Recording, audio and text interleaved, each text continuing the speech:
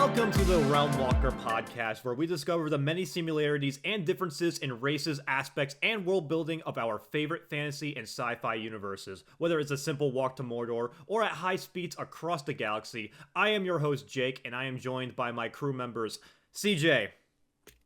Hello, everyone. And Ethan. Hi, everyone. How are you doing? So today, I am very excited about this episode because today we are going to be talking about orcs. Orcs, baby! It's orcs. One of my favorite races to go ahead and visit because they are just a bundle of fun. Green is yes. truly... We have some orcs down deep in our base out here, and they are just an absolute blast. Green truly is just a special color. So we're going to be talking about orcs across the various different types of realms that are all across our favorite fantasy and sci-fi. Mostly fantasy in this case, but we got quite a bit of sci-fi as well. We're also, as we typically do with these episodes, we're going to be talking about orc adjacent races as well. We have a few that we can go into in that case. This is true. But starting off, we're going to be starting off with orcs in general, which is going to be starting off with Tolkien. So, let's go ahead and start where a lot of fantasy usually does start with. Let's start with Tolkien, and also start with the inspiration of orcs as well. So, the main thing that makes an orc is there's always like a few various things. The easy one is going to be the green skin, right? Green skin is kind of an easy one. Numerous skin tones, but yes, green, brown, and black are the most common skin types. They're typically going to have a very kind of like almost a pig-ish shape, or like a boar with their tusks and whatnot. Sorry for like taking control over here. Move over. I want to drive. They typically have very pointed ears because, as in Tolkien lore, they were corrupted elves. Formerly perfect individuals that were then corrupted by darkness, and they are very brutish. It's kind of weird. They're described really well as, much like elves, orcs are perfect for warfare, just in exact opposite ways to elves. Elves are slender, agile, mage, dexterity fighters. Orcs are pure muscle. They quite literally have an ability in Warhammer called Tide of Muscle. They are brutish, they are big, they're strong, they hit real fucking hard, and they are typically not very intelligent. Yeah, in a lot of cases, orcs are usually going to be they're going to be pretty low on intelligence, and they're going to be pretty low in terms of just being the smart ones, because they're the all brawn, no brain type of fighters, right?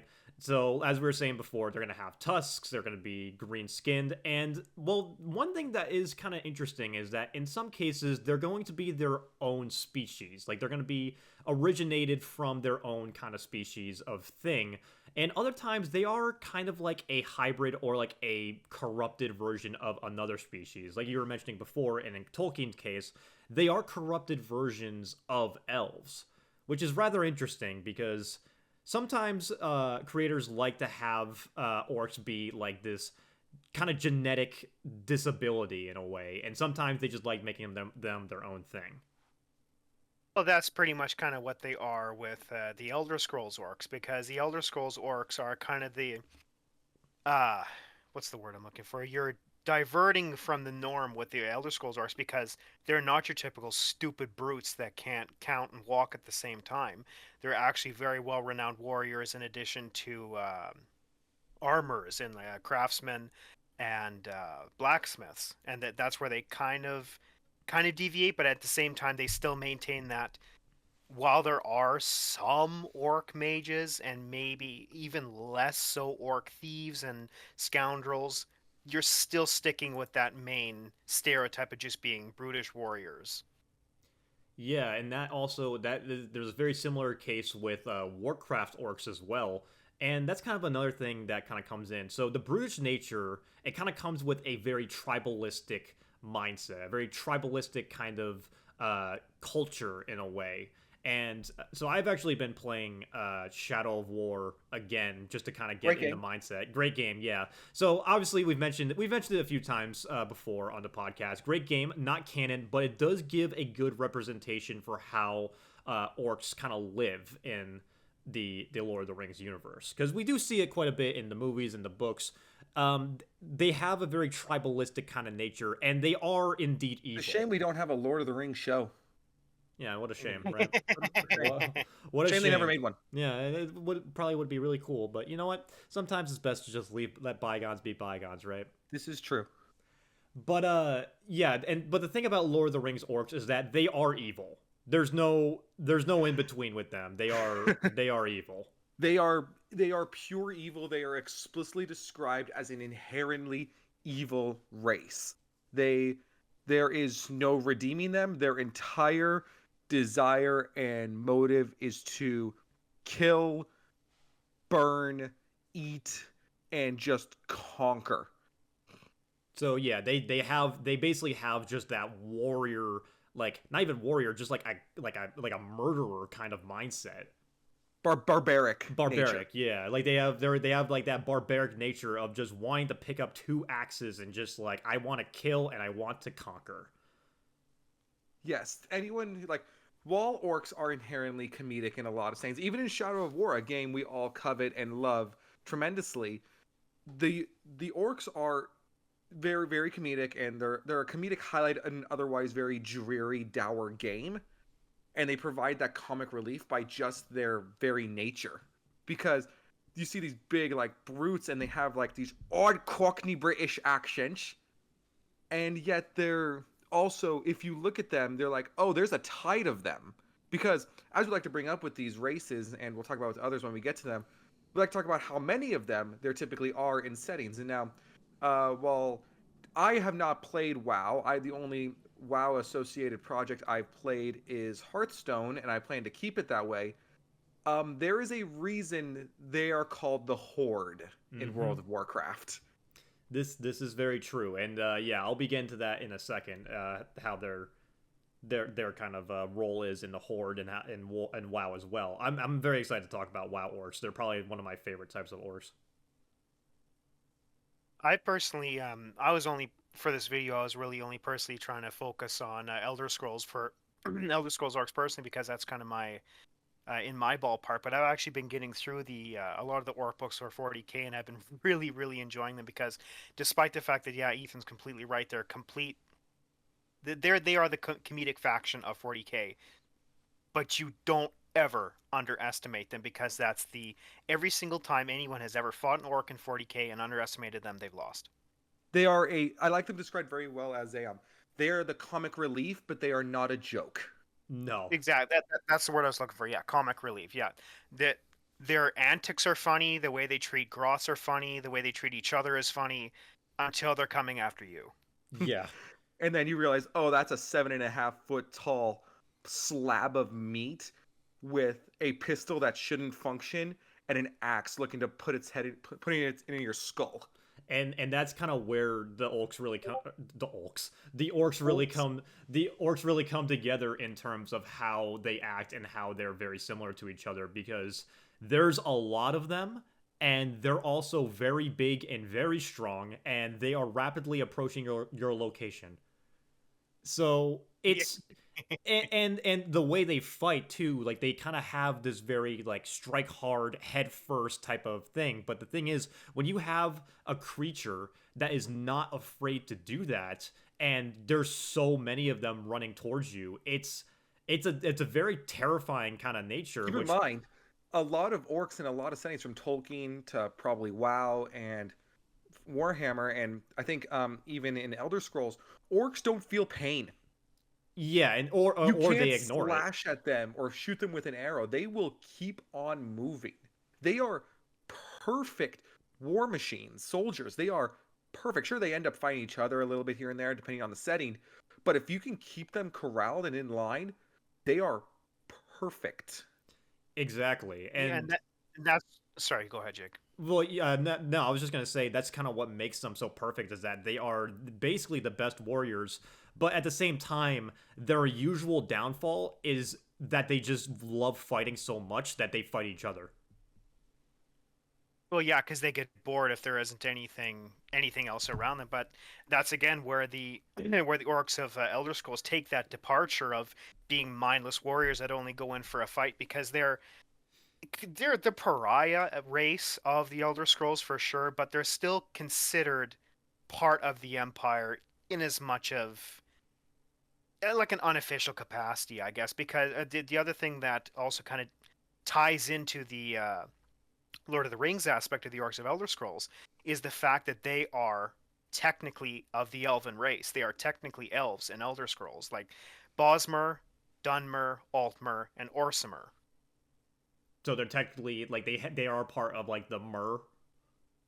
Yeah, they are part of the, by all definitions, they are of the Elven race. I'm guessing they get ridiculed quite a bit because of just how they look. Plus, because they're called the pariah race because they maintain the mostly the males, but they maintain that two big tusks out of their mouth, are the kind of the same, and the green tint of their skin. Like they still maintain some of those typical orc traits, but without without the brutish nature, because you still have not elf, orc exceptions to the rule. Like if you played Skyrim, you have the one of the orcs there who in the College of Winterhold, who is a well-renowned mage, but he's just the one there. Like orc mage is just that's so Would that you like I said, that's definitely the exception, not the rule. would you say, if y'all could pop into the chat, I just sent a picture to real quick. Would you say, Jake, that orcs have the high? If you were to make like D&D character sheets, would you say orcs have, of the traditional races you can play, the highest strength benefits?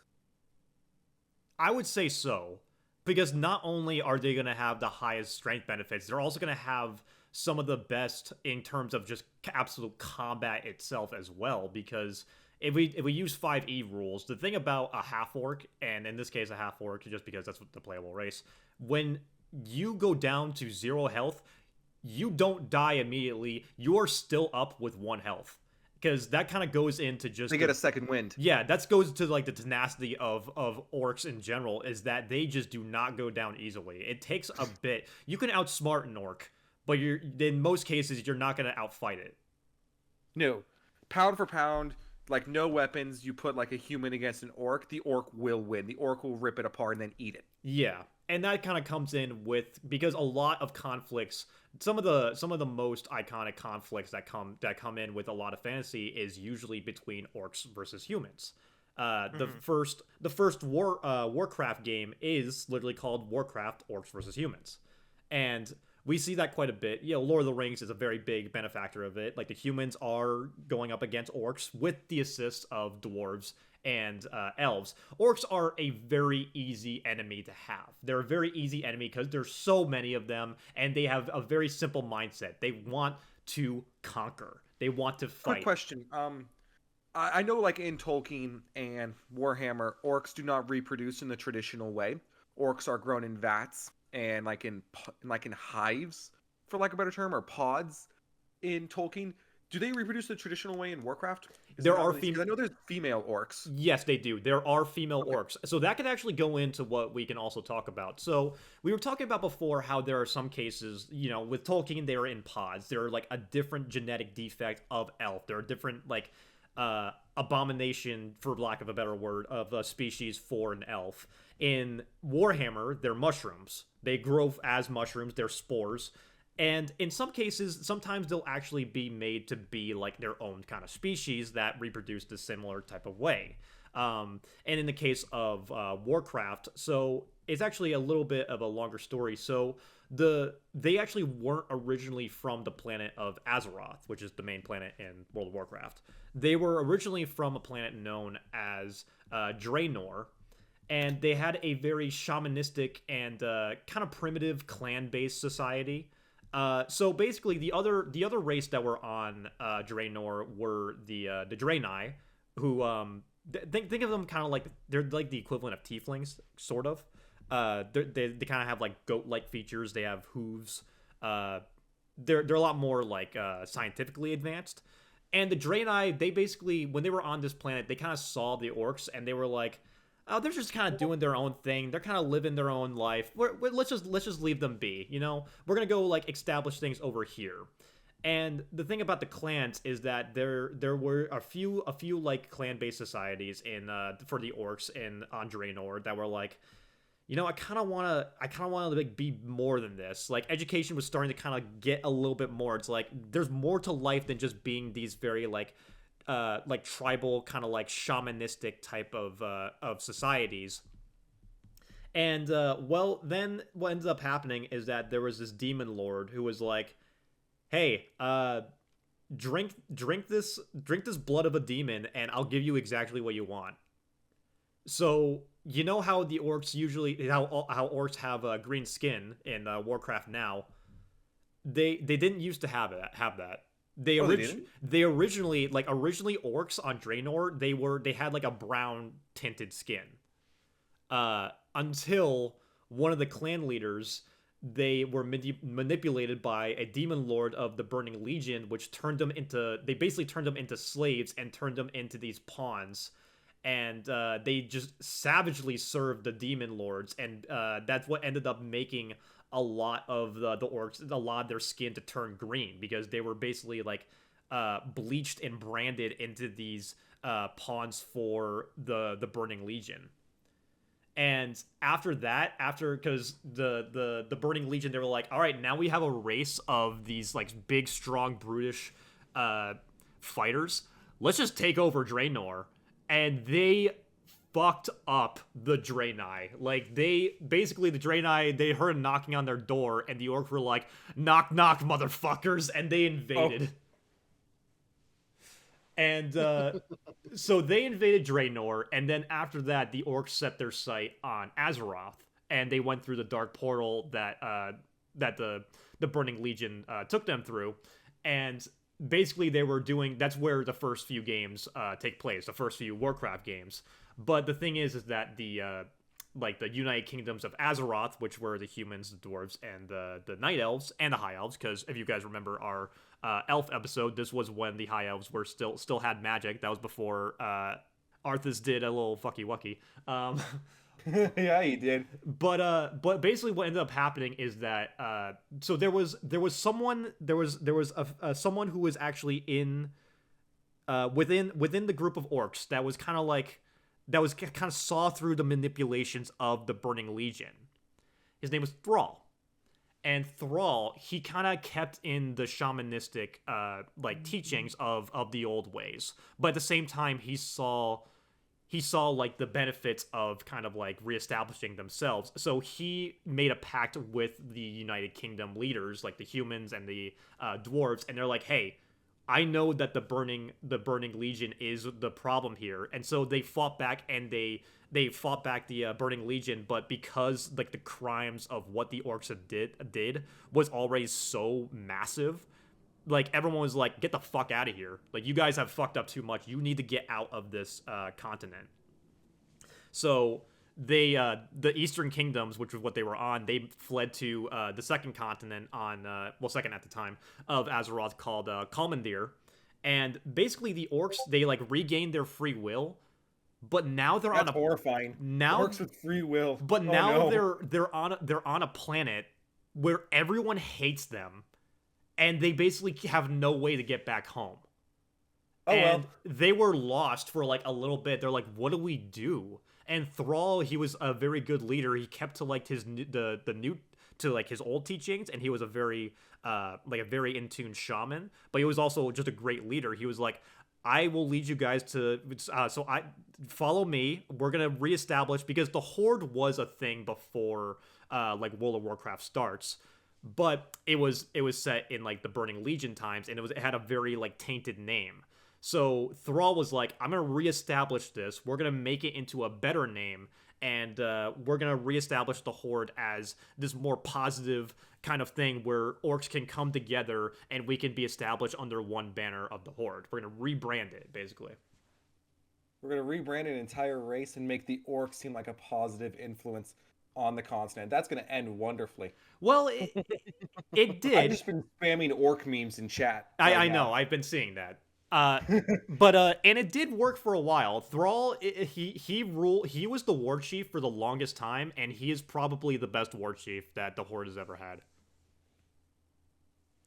I mean, Uh, it kind of sounds like the same with Gazgul.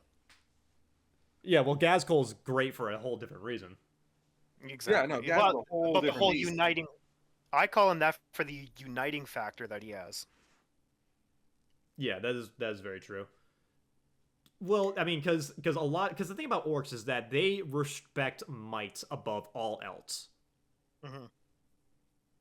So Might makes right. exactly. So if you're able to show that you can be a powerful leader and lead well, especially with the amount of orcs that there are, you can truly be something special. So No, yeah, like there are very rare cases where like, are there any examples in WoW of non-orcs earning the respect of the greenskins?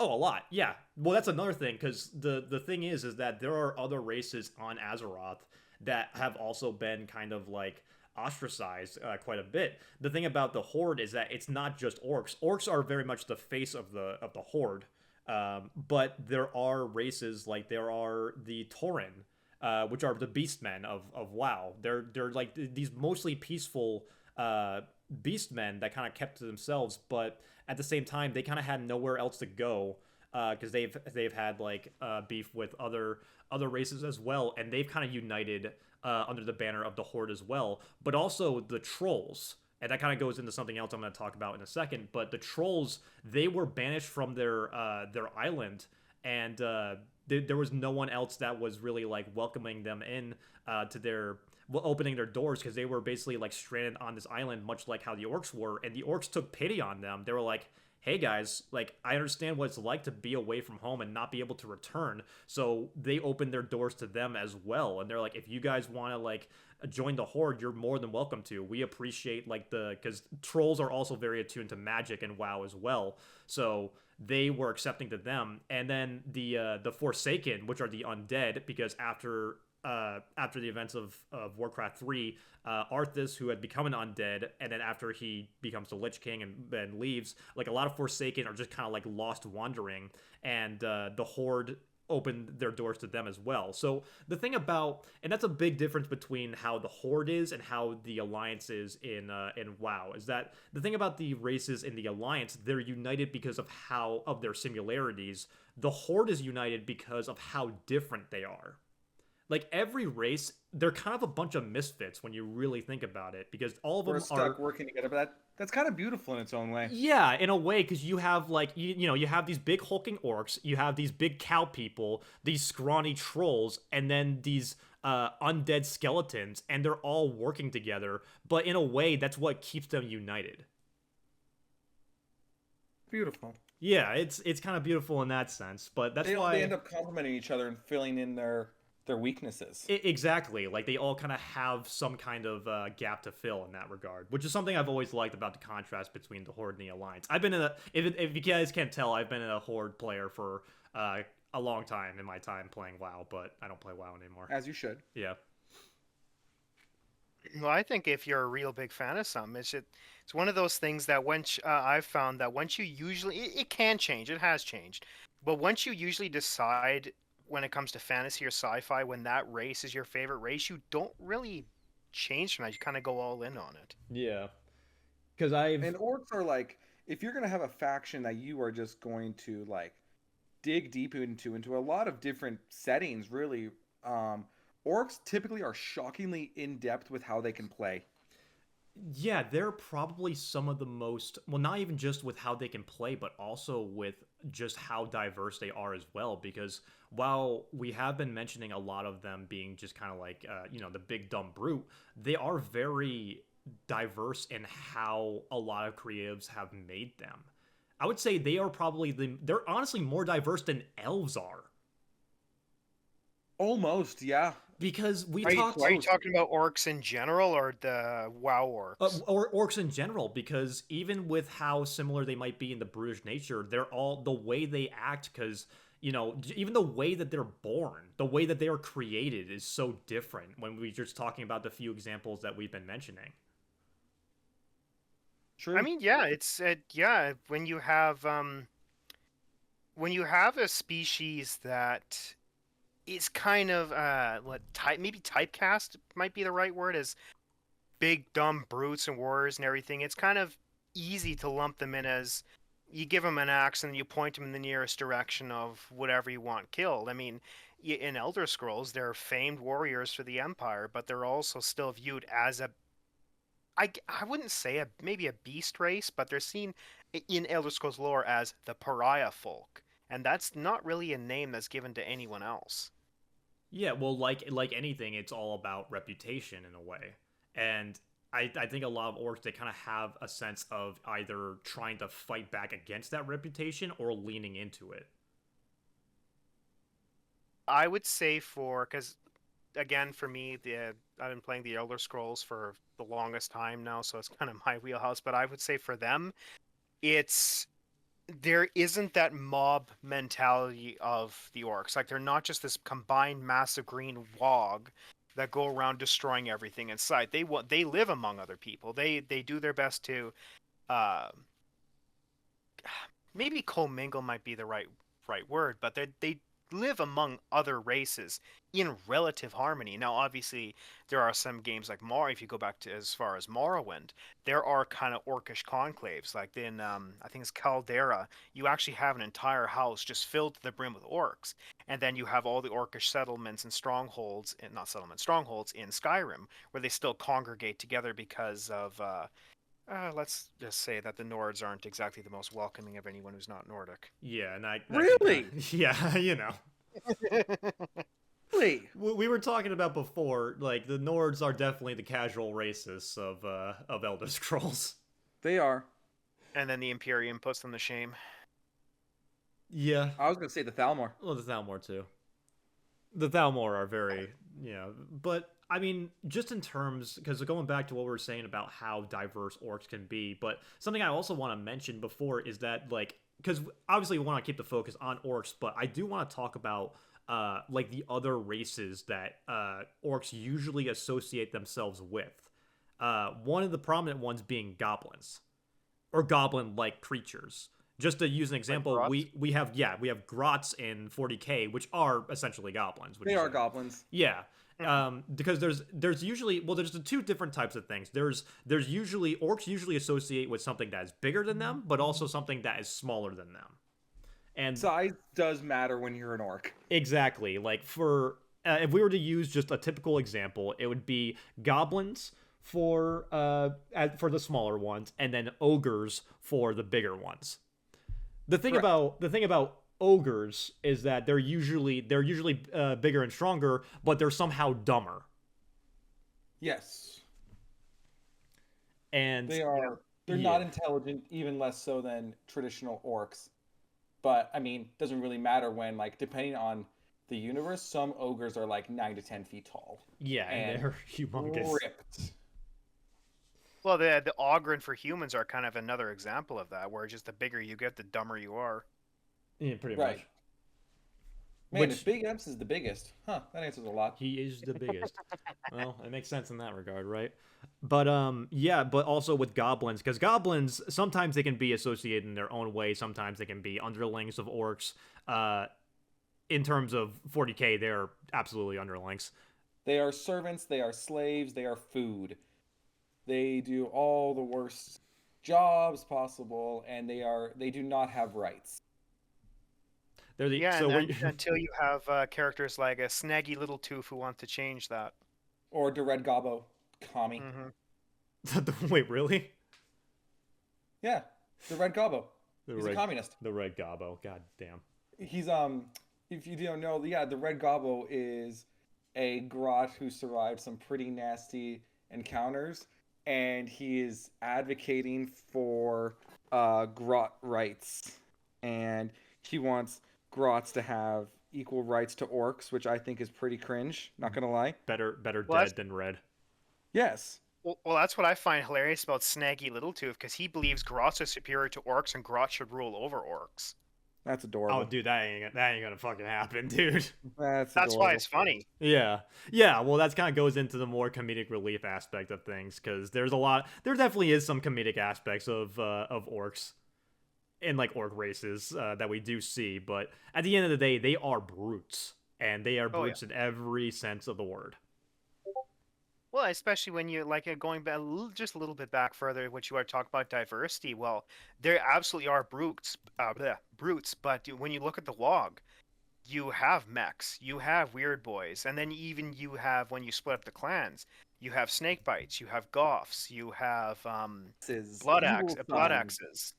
You and freebooters, and they each and every all one of them takes a different approach to battle. yes, and heaven, God Emperor forbid that you get because having one tribe of orc attack you is already terrifying enough. If you can get them all together, oh lord.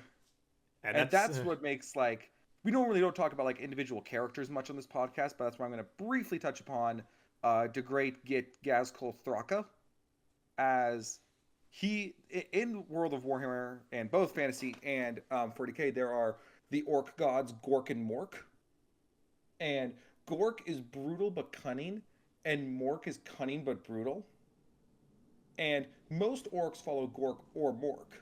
Gaz is chosen by both, which is which is unheard of.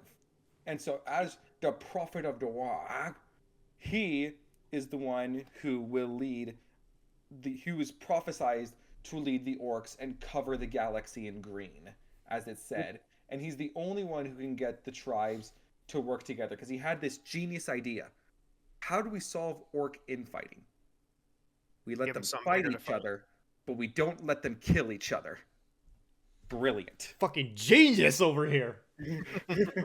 Genius. And then it's a hilarious when you consider the fact that Snaggy again is bringing up Snaggy again, is the fact that he believes that he has visions from Gork and Mork to be the real prophet of the Wog, and the fact that he actually thinks this, and there's little evidence given to the fact that he actually has visions, but the fact that a Grot is talking about having visions of the gods when no other Grot that we know of is talking about actually having visions. It's kind of intriguing to see if Gork and Mork are actually favoring him or not. They will. I don't believe that. I believe if they're going to favor one, it's going to be Makari, Gazkul's little banner waver buddy that wears the pants in the relationship. Oh yeah, I love Makari. He's so funny. Makari's the greatest little git. I've used him on the tabletop. I've used him against Jake's Necrons, TJ, and I had Makari jump in front of and protect Gazkul. And so, in the tabletop, for those that don't know, there's this thing called an invulnerable save, which is basically a save cap where if you get hit with a really powerful weapon, you still get a save. So where you roll a six-sided die, a lot of characters typically have what's called a 4-up invuln. So if you get hit with something really powerful, if you roll a 4 or higher, you shrug it off. You see that on like Mortarion, Terminators, or other high-ranking characters. There is every now and then a 3-up invulnerable save. You see that I believe there is only 3 of them. That is Asserman, the Lion, and I think there is one more. I'm not the Harlequin Solitaire. So if you roll a 3 or higher on those models, you ignore all damage. And there are only 2 models in the game that have a 2-up invulnerable save. The Dark Eldar Archon. So you roll a 2 or higher and you ignore all damage. And Makari, the little grot. And he's the little grot that could. He is known as suspiciously lucky because Gazkul wills it so. He has said that he is the luckiest git. And so you could shoot this guy with a las cannon and you roll a 2 or higher and he's fine. Or you can do what I did against Jake and this really angered him. I had Makari take the bullet for Gazkul when a Necron Overlord charged him, 5 attacks, and he survived all of them. And then Gazkul ripped him apart. Yeah, because that's very just funny. That's just how grots are. They live in that kind of regard just because they are the underlings. But at the same time, they keep on serving the orcs because What are they gonna do? What else are they gonna do? Yeah, Grots are smaller than humans. That's a rarity. Yeah, I mean, like one guardsman could probably take on a grot. So Even a civilian who gets lucky with a shovel can take on Ogrot singular. Oh yeah, yes, but there's never just one grot. there's That's like millions of them. There are like probably 3 grots for every orc. But it's interesting you mention because Gork and Mork, they, because the thing about orcs is that they do have like a center of worship.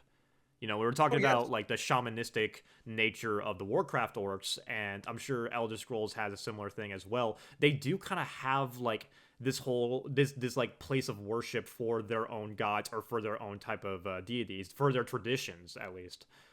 Because while they might be brutish in nature, while they might be barbarians, they still have enough of like a society based like thing to kind of keep the like worship and keep something that keeps them going in a way.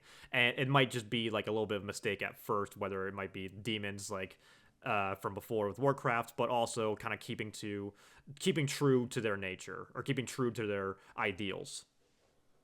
Well, yeah, for Elder Scrolls, it's the orcs of Elder Scrolls are, I would say, more or less like if you're going a traditional maybe orc route, they're monotheistic, which is one god. They worship Malakath, and usually when Malakath is represented in a statue or something, he's more or less in the visage of an orc with the two jutting teeth out, the the brutish appearance with muscles and everything. So you know you're completely right. Orc culture does have some religious aspects for it, even all the way on Elder Scrolls. That's cool. So yeah, they do kind of like keeping true to their culture in a way. It seems like they're a very proud race in that regard. Because what I have noticed, because I've only played Oblivion and Skyrim, is that they do like to kind of keep to themselves. Because I feel like they kind of have a lot. They are judged heavily for their appearances and just for their nature in general. So they kind of like to kind of keep away and keep to themselves because it seems like they are judged pretty harshly. Well, yeah, because like I said, it goes back to what they're deemed the pariah race. So, Elder Scrolls Oblivion goes with you have that personality stat, and orcs are either the lowest or some of the lowest races when it comes to your first statistics regarding personality being some of the lowest, and that will govern how people talk to you and speak to you in Oblivion. Okay. And that's definitely because I would say because I mentioned before, so orcs are one of my favorite races.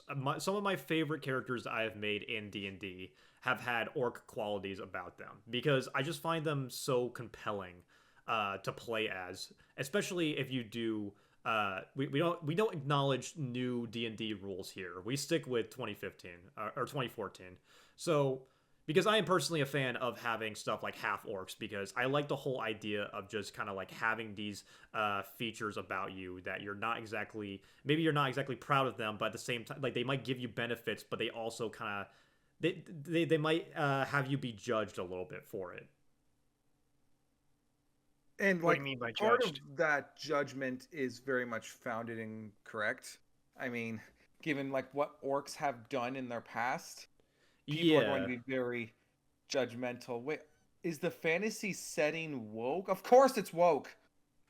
It's always been woke. it's always been woke, yeah. But I mean, we're not gonna get into that. I mean, you know what? No, no, we are gonna get into that fucking conversation. Good. Fuck that. Yeah, it's all a bunch of You want to talk about bullshit. the D? You want to talk about the D? You want to rant about the D&D? In which regards? How they're treating orcs? Oh yeah, yeah. So let's just say this: orcs are meant to be freaking brutish, man. All right, let them be brutish. They've always been like this. That's the thing is that I feel like people want to just make them into like just green humans. All right, don't make them into green humans. Make them brutish. Make them buff. Make them want to conquer. All right, I'm fine with orcs being bad guys. I'm also fine with them being good guys. Just have them designed to be exactly what they're meant to be. This is an annoyance I've had with WoW as well. You look at a male orc in WoW, they look big, they look brutish, they look roided out, and then you look at a female orc and it's just a green human. I'm so sick of this goddamn design. All We right, still need to make that Monster Girl tier list. What? Get the fuck out. I'm so sick of like that whole type of design. When you make an orc, and I say this to any artist, anything like that, when you make an orc, and this goes for half orcs as well, make them buff, make them green, make them mean, and make them buff. All right. You don't have to be green. If you want to have a different colored orc, that's fine. But give them the tusks, give them the pointed ears, make them brutish. Like, I do not want to see this dude in an alley. Exactly. Like I want them to look just huge, you know? So one of my unless in my case, because I've made a half orc character, and so I made him to be a half breed, like a hybrid of an orc and an elf, because they're based on my WoW characters. And the thing that I gave him is that he was buff, and he was roided, but he was short, and he constantly got made fun of because he was short, because I wanted to make it like my own Wolverine type of character. I was gonna say, if he's short and buff, are you projecting a little bit here? I'm 5'11". You're only like a few inches taller than me. You fuck. I told you this multiple times. I am not short. You are just tall. I don't know, man. CJ, what do you think? You're 6'8", yeah. What do you Totally. think? I'm an absolute unit. I don't know what you're talking about. Hi, Jake. How are we feeling? Jarvis, destroy their balls. But anyway, yeah, they are. Well, just to piggyback on what you're saying about the orcs being big and brutish, I mean, I definitely agree 100%. And yeah, you make the women, you still give them the tusks. I would feel weird if they're not some shade of green. I don't know how I'd feel, because I feel like orcs kind of have to be some maybe Okay, like let a me clarify. darkish They brownish shouldn't green. have human skin. Like, if you want to have No, like a tribe of like orcs that are like tropical and volcanic, and you want to give them like a kind of like a reddish skin, because near magma and whatnot. Yeah, go off. It's more important that you get the physical attributes right than the color. We're not casual races where we just look at the skin. We need the attributes to be accurate. and that's one thing that I have to, when you go back to Oblivion. Now, let's be honest, the character creator in Oblivion is infamous for making every character ugly, no matter what, without mods. Oh my Oh, god, is it But that's you so really? have funny. exactly. But Ugh. then you have characters who are quintessential to their race, like Mazoga the Orc, if anybody remembers who that is. Mazoga the Orc is, I think, in Leowyn. If you go to the Leowyn castle, she's there, and you eventually do a quest with her. But she's a quintessential orc. She's an orc warrior, and she looks it. So this leads to my question that I want to ask you guys. What do you guys prefer when it comes to interpretations of orcs? Do you prefer it when they are a genetic defect of an already existing race, or do you prefer it when they're their own separate race? I think I prefer when they're their own separate. If I really had to pick and choose one, I like the idea that it's a little bit of both, where the orcs are a defect of elves, but they're kind of tinkered with and almost bred like livestock in a way, to like genetically weed them and groom them to make them perfect conquerors. Mm-hmm. Make them just genetic tweaking is such a fun concept, especially with like, yeah, I want to make the best soldiers I can, and I went too far. And it's like you did, but now, it's an issue for everyone. Well, that's another thing that I've kind of noticed, is that a lot of the times orcs are kind of the byproduct of a mistake. They're not the ones that kind of screwed up themselves. Someone else screwed up in creating them. And now they're stuck dealing with the consequences. I mean, you want to talk about the war in heaven? Oh well, yeah, we can definitely briefly talk about that, but yeah, we can talk about that because there's another race I want to mention after that. So, for those that don't understand or know lore, in the Warhammer universe, the Horus Heresy was not the largest war in the galaxy's history, not by a long shot. It would have been far before humanity's inception, and it was called the War in Heaven. It was when the Necrons basically were rising up, and they had, gods at their side, as well as the Eldar against the old ones, were their frog wizard gods that wanted to, bring races up and make them stronger, make them better.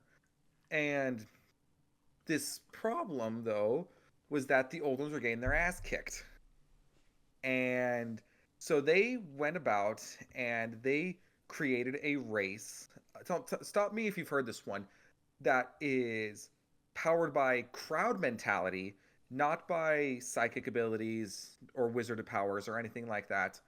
Powered by crowd mentality, without souls, and that reproduce asexually via fungus, that never tire, can photosynthesize, are big, brutish, and shockingly intelligent.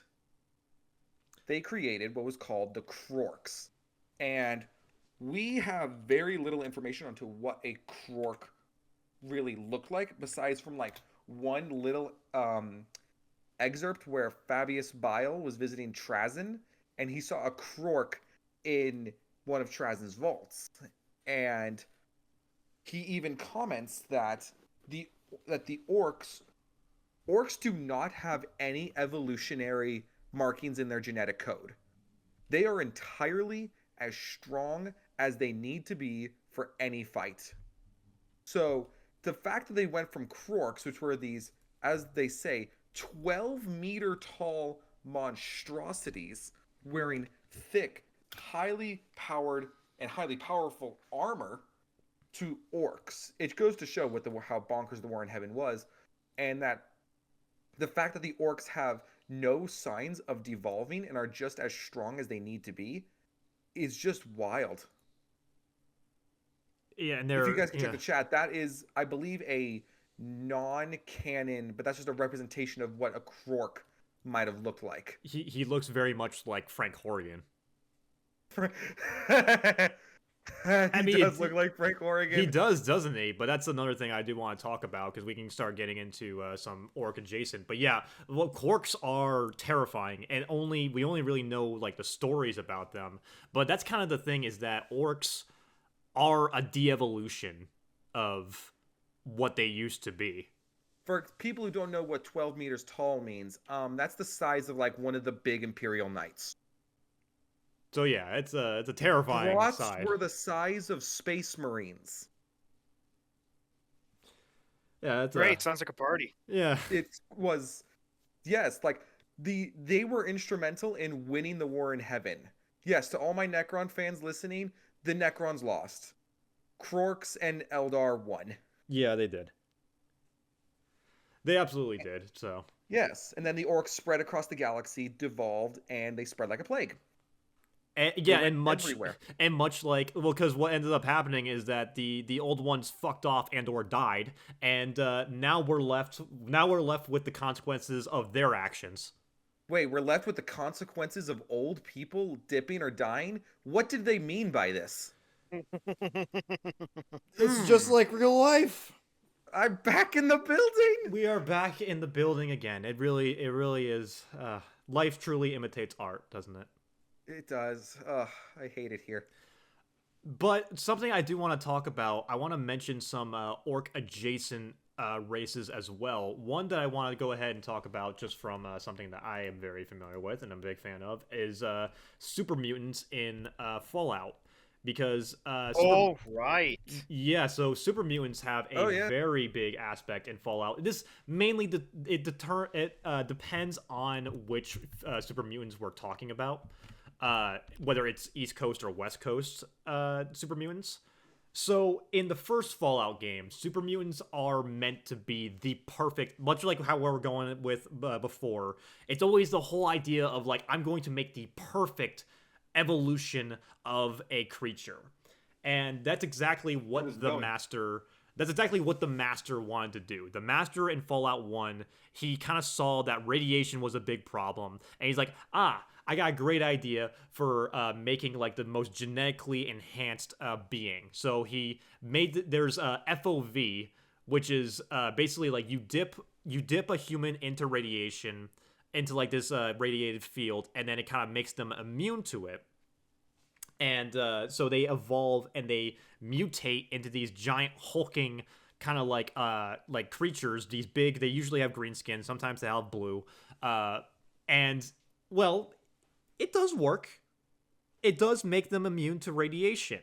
And, you know, not all of them are dumb. You actually meet quite a few. Like you meet someone by the name of the lieutenant who is actually very intelligent, and he actually kind of has he still has like his motor functions. He's very like articulate with how he talks. And he's like, "We will bring you to the master." Like he kind of talks like that. But then you have other super mutants that are also like incredibly dumb and just kind of do what they're told, and they're like, "I don't know," like that type of shit. But there's a problem. While the intelligent aspect can be definitely a flip flop between good and bad, every single super mutant is sterile. There is no reproducing with a super mutant. So Good. that is a big I don't want to flaw. know what that'll lead to. Yeah, exactly. So that is like the massive flaw in the master's plan. And that's actually one of the things, one of the speech checks that you can do to convince him to stop his plans is that if you tell him that they're sterile and that there's no reproducing, he's like, my plan failed. I wanted to make this like the new evolution of a species, but I didn't have enough foresight to like foresee this, and he ends up blowing up his base because of that. Or you do it yourself. But that's basically. But now that the master is gone, and now that he's kind of made all these creations, they're kind of left to wander. And in true Fallout fashion, they kind of establish their own societies, and there's like a specific one called the Nightkin, who they get addicted to these things called stealth boys, which make you invisible. And they never like it whenever there's someone that's actually like seeing them. They're basically schizophrenic. If someone is looking at them, there's like, there's people looking at me. I don't like this. It's a lot of that type of stuff. But the more intelligent ones, like there's one that you get as a companion in Fallout 2, and then you see him again in Fallout New Vegas. His name is Marcus, and he actually he repurposes a ski resort to be a like a safe haven for super mutants. So there's a lot of like a lot of different diversity when it comes to how the super mutants are. This is mainly in the West Coast lore. The East Coast lore is the super mutants in the East Coast are just kind of dumb orcs. There's really not that much to really go because they have like a different batch of FOV in the East Coast. So it's a lot more simpler and a lot more of just like, yeah, they're kind of big, roided out. It's the same concept, just different aspects of it. Well, that didn't even register to me. I didn't even think. I was thinking, okay, Lord of the Rings, yeah, 40K. It didn't even register to me to think about super mutants. I don't know why that was.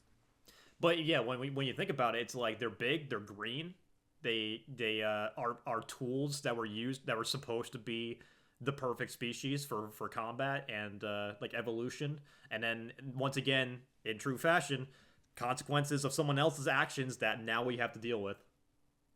An That's orc by any fascinating. other name. Exactly.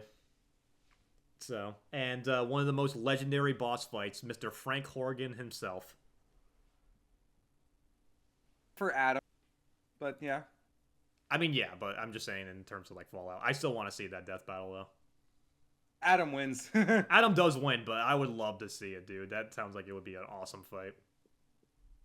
Like, would the animals from Cyberpunk are kind of orcish? Yeah, I mean that's kind of going more into gang-related stuff as well. But That's true. one that I want to bring up with you, CJ, I know you probably haven't written this down, but when you really think about it, because I've seen a couple of debates about this as well, the Darkspawn. Yeah, yeah. Like, especially, I would say the Genlock version of the Darkspawn, like the. I believe the Genlock come from dwarves, right? Because all Darkspawn are basically a race from not just Ferelden, Thedas, a race from Thedas, but you're basically your Darkspawn form. I mean, that's kind of like what the Reapers did in Mass Effect, but that's kind of a different thing. Mm-hmm. Although quite similar, obviously. But the Genlocks, I believe, are the dwarves who turn into Darkspawn because they're the short, they're the stout, but they got I think they have the pointed ears. I'm going to look up a picture because I'm trying to think. I would say, yeah, there we go. Yes, definitely, because they had the pointed ears, they got that palish yellow-green expression.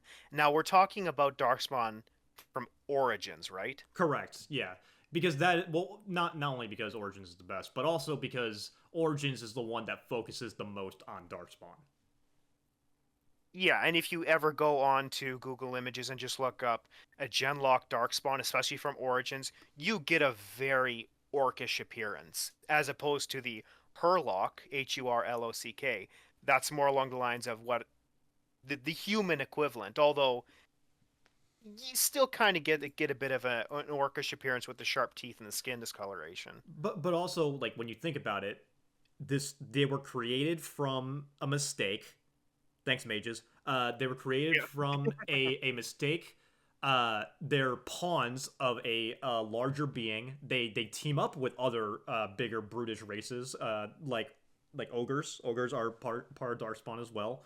Uh, Yep. some of them have greenish skin, and they have a lust to conquer. So they really do kind of fit that vibe of an orcish race in a way, because they are kind of like these ones that are just hunger. They just hunger for destruction, which in this case is called a blight, because there's just so many of them. And And the other thing too about them is the whole fact. Sorry to interrupt, but the whole thing that comes with an not orc blight. Sorry, darkspawn blight is that there's that sickly infection that kind of comes and infects the land behind a blight with it too. yeah, and that, I mean, that's another kind of like connective tissue that I'm starting to notice, is that they kind of come with a sickness, or like a tide kind of factor with them, because they're just this overwhelming horde, and as they are passing by, they just kind of leave like nothing but bones or sickness or just destruction in their way. So it really is, yeah. Orcs are kind of like a virus at the end of the day. They Yeah, in Warhammer they are a fungus race spreading. And fun fact for those that who maybe don't know, maybe don't know only a little bit, like you played Space Marine 2 and whatnot. In the first one, you fight orcs, and when orcs die, they dissolve into fungus and they leave their spores around. Now, orcs are very much fueled by their power of belief and imagination. And whatever they believe becomes true to an extent. So that's why like you will look at like an orc gun and it'll be slapped together and it doesn't make any sense. You will look at an orc vehicle. You'll step inside, you'll sit in the driver's seat. There's no steering wheel. There's a red button that says go and it's painted on and it and functions. yet it works. And yet it functions. So it's not as powerful as some people think it is. It only really starts getting wacky when the Krorks were involved, or there's so many orcs, because one orc by himself won't be able to do too much. Like you've heard of like CJ, you'll know what I'm talking about. You'll hear of Gargans, which are like orc titans, Yep. orc vehicular titans the size of like Jaegers from Pacific Rim, and they are gargantuan in size. Gargantuan, pun intended. And that could only be built and functional by multiple what's called mech boys, orcs that were just like preemptively born to just be good at specific things. They are just genetically made to be good at, let's say, mech in terms of building, or let's say if they're a psyker, they're called weird boys, Weird boys. or if they're medics, they're called pain boys. And the amount of orcs that have to be gathered together has to be colossal for it to happen. There's the whole color meme of, red makes it go faster. I don't know if the purple one's canon, but I'm gonna make so. Purple You've never means seen a purple stealthy, orc? I think. Yeah, purple is stealthy because you've never seen a purple orc. And And if you have, you're lying. yes, Yeah. I paint up my commandos with purple boots, and you could even say they're sneakers. Oh, ha ha ha ha. That silence was perfect. I also That was I just want to do a quick correction. I said FOV. It's FEV for the super mutant virus. That stands FEV? Yeah, FEV. That Okay. stands for Forced Evolutionary Virus. Yummy. Yummers. Yummers. But Nah, yeah, that's orcs are And, terrifying. yes, the with their power of belief, and you would look at them and you would think it wouldn't function, but it does, and they make it. It just works. It just works, chat. That's all it is. It's Todd Howard. Yeah, Jake, when you're editing this, put the Todd Howard face on the in the picture. Jarvis, Please do. Put the Todd Howard picture in the thumbnail. Yes, and the orcs in 40k are truly right. That's what I was getting back to. Is with their power of belief, it gets stronger the more and more aggressive they fight. Citing, for instance, the Octarius War, when the humans directed a massive Tyranid hive fleet to go fight an orc wall, and they thought it was going to be okay, cool. Two of our biggest enemies are going to kill each other. They didn't. Mm-hmm. They got bigger. The orcs started fighting harder because they had a hive fleet to deal with, and so they started growing bigger and more of them. And the Nids had an orc wog's worth of biomass. And then they realized, oh no. And it just escalates more and more, and it just keeps going. It is a tidal wave. And so, like, either the Nids are going to have an orc wog's worth of biomass to eat if they win, or there's going to be an orc wog that will steamroll a third of the galaxy. Yeah. This couldn't. And so, just when you think orcs can't get any worse, they do. When they die, they dissolve into spores.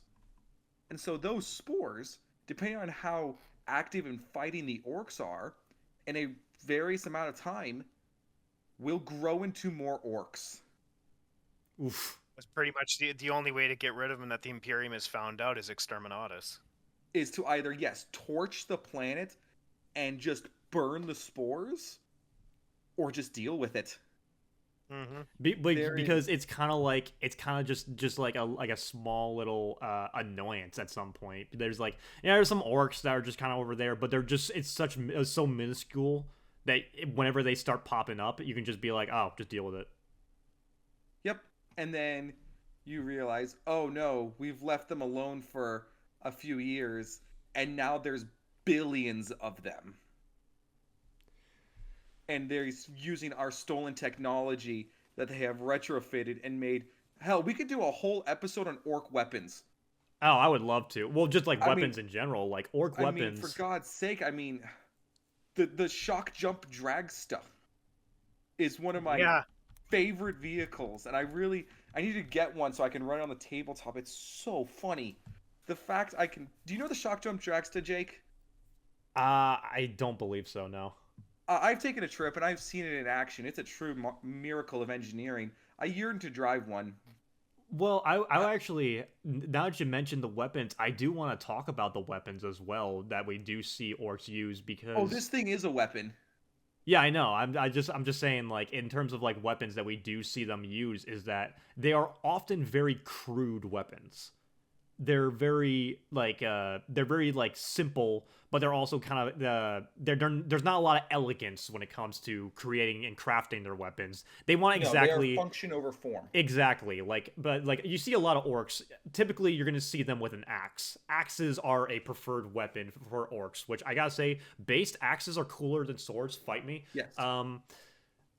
And it's just something that I kind of like seeing. You just love to see, sometimes it can kind of go into the shamanistic and tribalistic nature of just kind of like having a stone craft or formed into an axe, but also just kind of like, get the strongest stick or the strongest blood object that you can find and have it just be good enough to smash a skull in. This is a shock jump dragsta. This is pretty dope. This looks like something out of Wreck-It Ralph. With the sugar race, the coloring on this one is interesting.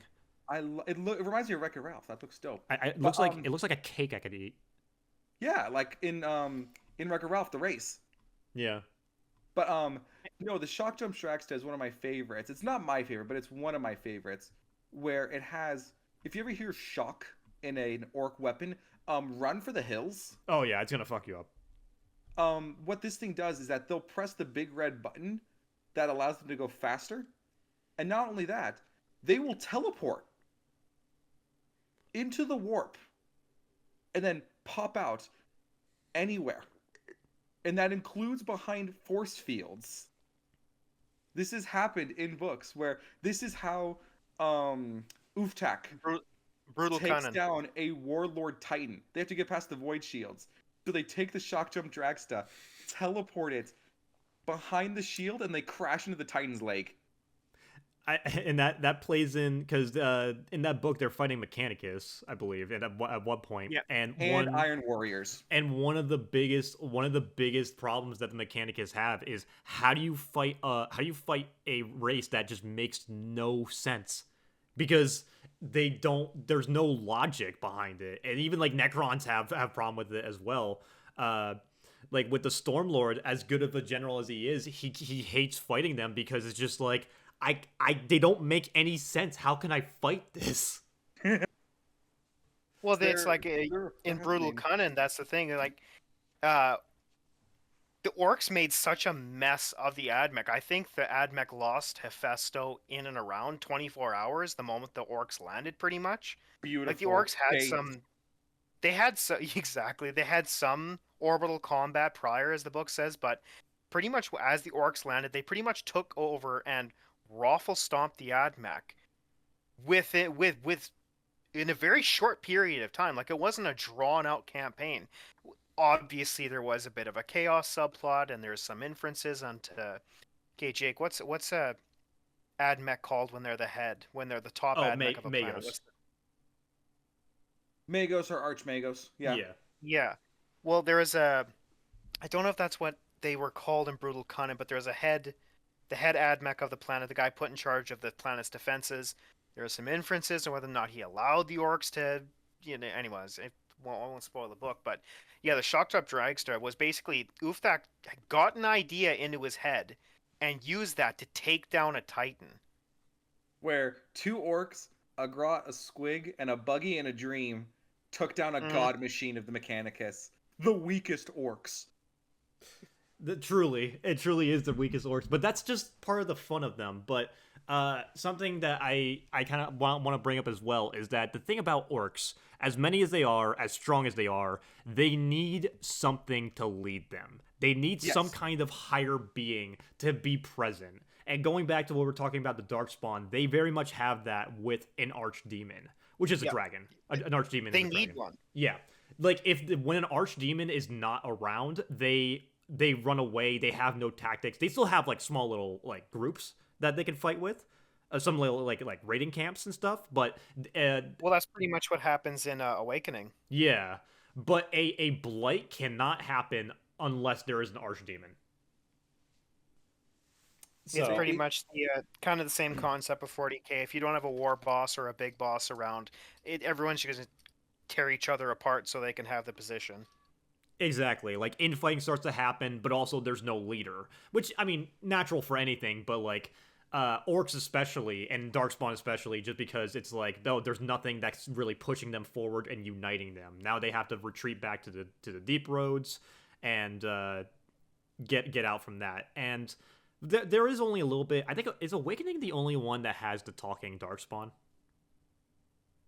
Yes, Awakening is the only one with the talking darkspawn. Because the first one, even the archdemon doesn't talk, like it's a dragon. It doesn't have even any telepathy or anything like that. But the awake, because everyone comments, all your entire party comments in Awakening when they hear a darkspawn talk, like they're almost in disbelief. Like, no, they don't talk. They're just vicious animals, pretty much. So when they see one talk, it's like, okay, this is obviously a new threat altogether than just the blight we just defeated. Yeah, because now it's terrifying because now they're starting to evolve. They're starting to get smarter in a way. If there's one that can string 2 words together, then there's something else at play here. And then that's when you bring in God forbid the orcs start getting intelligent, then it's really frightening. well, that's when you bring in the mother, which is I don't pretty even much wanna know where this just goes. it's just a massively mutated brood mother, pretty much. So Ethan, you know about the demon Kalaba.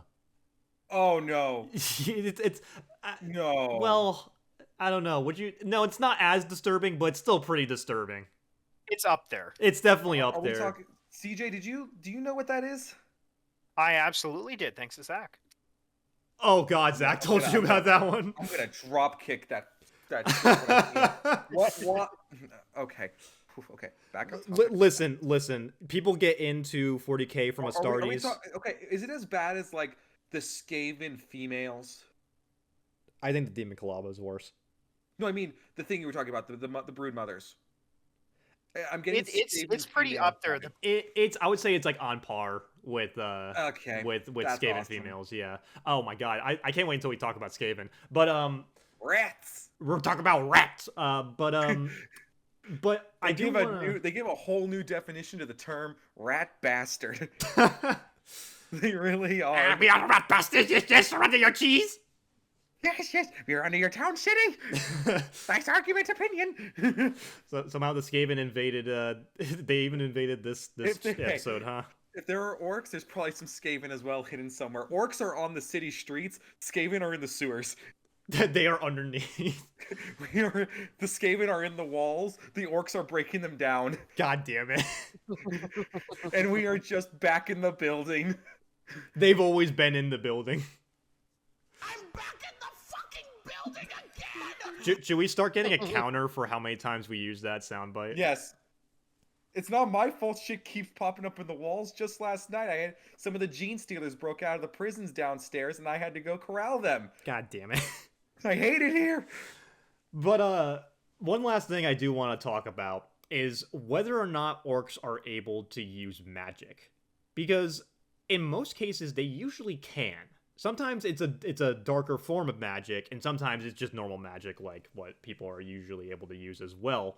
But in most cases, they do have a very unique take when it comes to magic. We've mentioned before in our Mages episode that orcs in 40k and fantasy, by extension, which I know I want to mention, we haven't really talked that much about fantasy as well. I honestly don't know that much about fantasy. I know the same concepts, like orcs have the same concepts that 40k orcs have. I just don't know as much as I do like dark elves and like ogres. I know ogres and fantasy, but we'll save that for the ogre thing. But like let's talk about weird boys. Yes. Well, are weird boys and warpheads the same thing? Yes. Warpheads is like kind of probably how orcs describe like human psychers or Eldar psychers. Weird boys and were boys, I guess, are orc psychers, and I've done some funny shenanigans with weird boys. So, speaking of Zach, I'm playing orcs on Tau. Okay, two absolute opposite end of the spectrum matchups, and I'm running orcs, and it's turn 1. We deploy everything, and I place my weird boy down. And he has Commander Farsight, an absolute badass legendary hero of the Tau, wielding a chaos blade that he resists the temptation and pull of, that is actually able to extend his life. And so what do? I cast the jump, which is where you take a block of orc infantry and you teleport them across the battlefield. They jump. And so I plop them down and I drop them. You can do a minimum of 9 inches away from a target. So he deploys Farsight aggressively. Drop them 9 inches away from Commander Farsight. Go through the shooting phase, classic stuff. This was back when we had Psychic as well. And then get to the charge phase, the best phase. And I roll, I think, a 10. So that since I'm 9 inches away, I have to roll a 9 or a higher. I roll a 10. I make the charge, and I kill Commander Farsight turn 1 before he can do anything. Rip. Orcs they're funny, especially on the tabletop. Like, that's another thing I've noticed. Like, with people who play orcs, it's pretty rare to find a salty orc player. Because they're just having a great time. We're just there, typically not sober. We're typically a couple drinks down. They're like the party. Have a good time. They're the party players. Yes. We're the guys who, you know what we are? We're the guys in Mario Party who will go on to chance time, and then we'll do it blindfolded. It's just like, we're just here for the fun, man. I don't care if I win or lose. I'm here to have a good scrap. And they're actually typically pretty honorable orc players because they don't want to have their win handed to them. However, There's that one time when I was playing against you, Jake, and remember I rolled box cars on the shock attack gun? Is that when I threw the dice? I killed an entire squad of Scorpec destroyers. Oh, I do remember that. It was funny. That was a rough time, man. AP5, because the gun. Well, I guess we gotta explain to the chat. Shock attack gun is a gun that is basically, imagine a vacuum that sucks up snotlings, which are smaller than Gretchen, and then it aims it. It has a massive range of a 60-inch range. So on a 5-foot table, it covers the entire board, and it fires them. Not in the traditional sense. No, it teleports them. When I said if it has shock in the name, shock is their teleporter tech. And I've seen it in action ourselves. We have a couple down in the cells. And it teleports snotlings into an enemy target. It is described as, if this should appear in an engine bay or in an infantry's torso, the results are swift and horrific. So not only, it gets worse. Not only do they teleport orcs, the amount of armor penetration is through the roof. You can crack open tanks with it. Not only that, the grots are then sent through the warp, seeing all the eldritch horrific abominations beyond their comprehension. So they come out screaming. So you'll have a grot appear in your chest, like chest bursting out of you, as like a space marine. And not only does it get worse, they're shitting themselves. I'm going to shit yourself. They are going to shit yourself. They are going to. And it's just absolutely horrible. And it's just a brilliant display of orc technology. We here at the Realm Walkers organization have not been able to replicate it yet. Don't ask why. We are not the baddies. We're not going to replicate it. Okay, don't screw up my ship. All right. I make no promises. I know, because listen, you almost screw up the controls again with your tail, alright? Keep that thing tucked in. No, it's stretching. Ugh. Hey, look, CJ, I know you say if it has a tail, it's up for sale, but be tolerant. Lizards aren't people. We are. Alright, well, now we're getting into the competitive racism over here, but... I am not a handbag! Yet. Sir? I will leave you to a Carnifex. Again. Alright, well, with that being said, since we're talking about magic, so the magic that orcs usually have when it comes to Warcraft, shamans aren't just for show.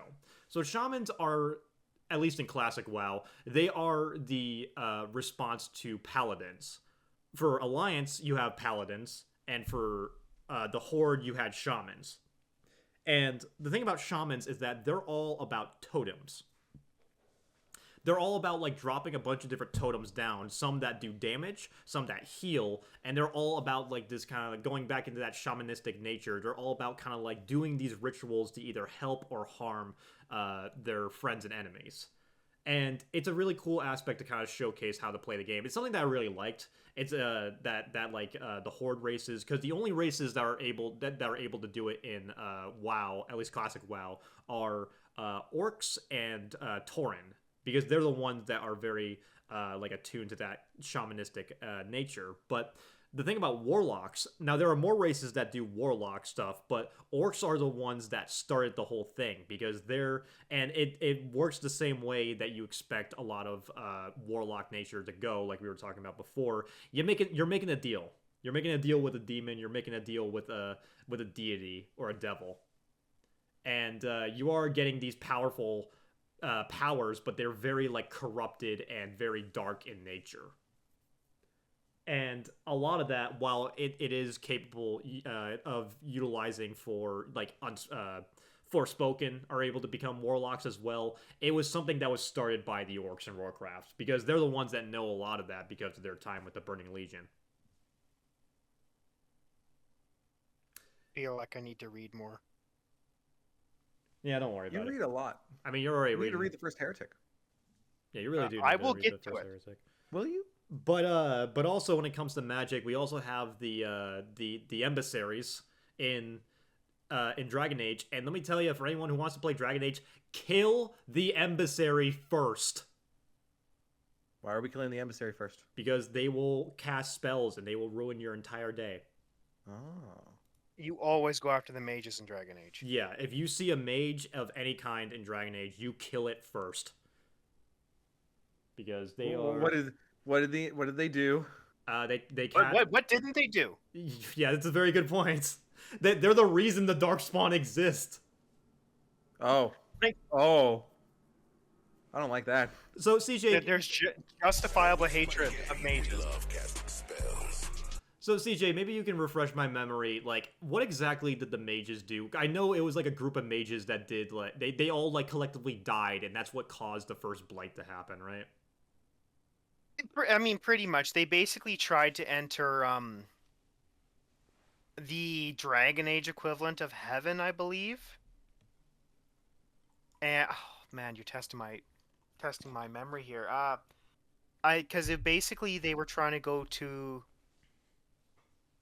because the religion of Theta, I guess Ferelden, and more or less Thetis, is the Andrastian religion, which is monotheistic, and they believe in the Maker, which basically God. And mages, it was basically from what memory serves, it was a power grab, and they tried to enter the Dragon Age equivalent of heaven, and their presence there destroyed everything, I think, or something along those lines.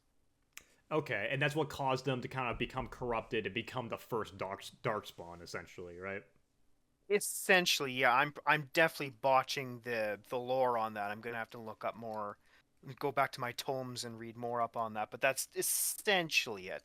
Was that the mages got too big for their britches? Which happens all the time, but we talked quite a bit about that in the mages episode.